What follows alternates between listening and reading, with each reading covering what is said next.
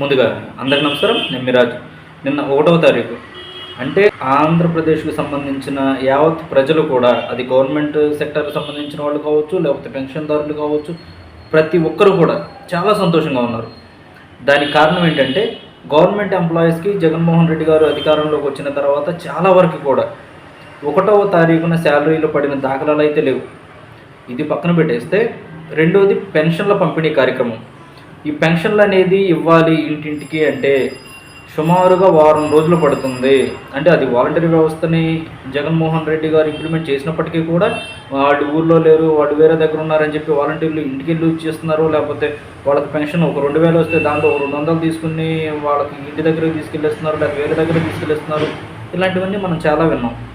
కానీ జగన్మోహన్ రెడ్డి గారు 2 లక్షల మందిని పెట్టి, అంటే వాలంటీర్ని అడిషనల్గా సుమారుగా జగన్మోహన్ రెడ్డి గారు అధికారంలోకి వచ్చిన తర్వాత 2,54,000 పైచీలకు వాలంటీర్ వ్యవస్థనైతే తీసుకురావడం జరిగింది. అంతమందికి ఉద్యోగాలు కల్పించారు.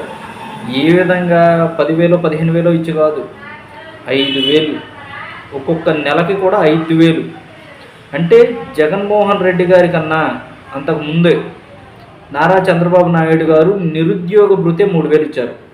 అంటే దానికన్నా ఇంకా 2,000 మాత్రమే ఎక్స్ట్రా ఇచ్చి జగన్మోహన్ రెడ్డి గారు ఈ 5 సంవత్సరాలు కూడా వాలంటరీ వ్యవస్థతో అడ్డమైన చాకిరీ చేయించుకున్నారు అనే దానిలో ఎలాంటి అతిశయోక్తి లేదు.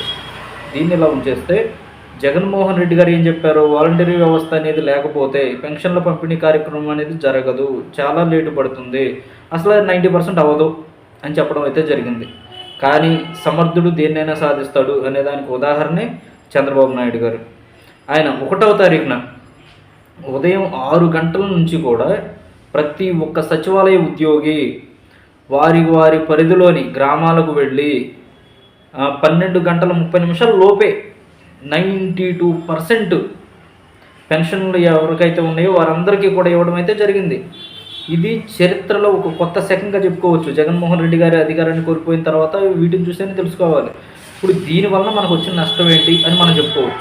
ఆ నష్టం ఏంటంటే, జగన్మోహన్ రెడ్డి గారు అధికారంలోకి వచ్చిన తర్వాత తన పార్టీని బలోపేతం చేసుకోవడానికి కావచ్చు, లేకపోతే వాళ్ళ కార్యకర్తల్ని నిలబెట్టుకోవడానికి కావచ్చు, లేకపోతే వారి కార్యకర్తలను కాపాడుకొని ఊరిని, అంటే ప్రతి ఒక్క ఊరిలో కూడా 50 కుటుంబాలను ఒక్కొక్క వాలంటీర్ ఆధీనంలో ఉంచి రాజకీయం చేయాలి అన్న ఉద్దేశంతో వాలంటీర్ వ్యవస్థను తీసుకొచ్చారు. ఆ 50 కుటుంబాలు ఆ వాలంటీర్ ఆధీనంలో ఉంటున్నాయి. ఇవన్నీ చేయడం జరిగింది. కానీ జగన్మోహన్ రెడ్డి గారు ఒక్కొక్క వాలంటీర్కి గౌరవ వేతనం కింద 5,000 రూపాయలు ఇస్తున్నారు. అంటే సుమారుగా 2,54,000 మంది వాలంటీర్కి ఒక్కొక్క నెలకు వచ్చేపాటికి ఎంత ఖర్చు అవుతుందంటే సుమారు 127 కోట్లు. 127 కోట్ల రూపాయలు అనేది ఒక్కొక్క వాలంటీర్కి ఖర్చు అవుతుంది. ఒక్కొక్క వాలంటీర్కి 127 కోట్లు ఖర్చు అవుతుంటే అది ఒక సంవత్సరానికి ఎంత ఖర్చు అవుతుంది? అది ఒక్క సంవత్సరానికి ఎంత ఖర్చు అవుతుందంటే 1,524 కోట్ల రూపాయలు అనేది ఖర్చు అవుతుంది. మరి ఒక సంవత్సరానికి 1,524 కోట్లు అయితే మరి 5 సంవత్సరాల మీద ఎంత ఖర్చు అవుతుంది?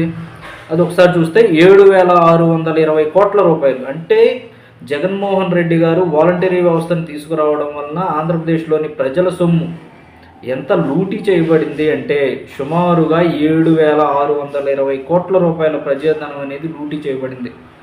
వాలంటరీ వ్యవస్థ లేకుండానే 1వ తారీఖునే మధ్యాహ్నం 12 గంటలకల్లా 12:30 కల్లా 92% పెన్షన్ల పంపిణీ కార్యక్రమం పూర్తి చేసిన చంద్రబాబు నాయుడు గారి గ్రేట. 2,50,000 మందిని వాలంటీర్లను పెట్టుకుని ఒకరోజు, లేకపోతే 2 రోజులు, 3 రోజులు అంటూ వారం రోజులు కూడా పట్టేది ఒక్కొక్క వాలంటీరు కూడా పెన్షన్ల పంపిణీ కార్యక్రమం అనేది సజావుగా చేయడానికి.